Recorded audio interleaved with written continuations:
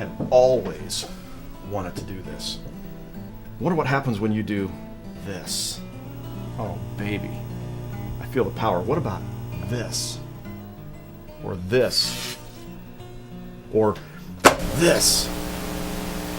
Oops. Well, I may be kidding around a little bit, but I actually do look at all of this equipment back here and I think, how cool would it be to actually know how to run this? And I so appreciate, I know not all of you are back here pulling levers and pushing buttons, but all of you are a part of the team that makes worship happen. I think back in the Old Testament, it was the Levites who came alongside the tent of meeting and made possible what happened in worship as people came to meet Christ or meet God, as they came to grow in their faith, as they came to hear God's word and God's will for their lives. It was the Levites who were really the first tech crew in the Bible. And you guys play that same role.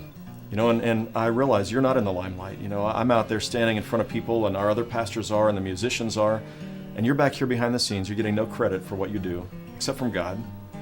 But you make possible everything that we do. The people across the country, 3,000 of them who worship every weekend, do so because of the work that you do. In the sanctuary, you turn off my sound, and I stand up there, nobody can hear me beyond the third row. You make that possible. The lights, the elements that go into the sermon when I say, hey, take a look at this, or more likely, take a listen when I'm trying to show people something. You know, you're the ones who make that happen. And so on behalf of this entire congregation, I want to say thank you for the way you serve God with your time, the way you give of yourselves and use your gifts to make ministry happen here at Church of the Resurrection. This place, I know it, and really when people think about it for a moment, they realize it. None of the stuff that we love happening on the weekends or any big events that happen here where we require tech crew support would happen without you.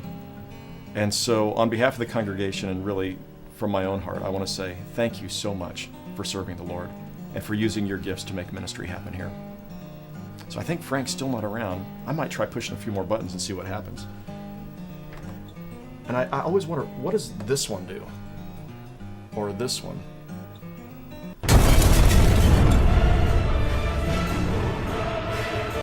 Uh-oh. Frank? Frank, can you help me?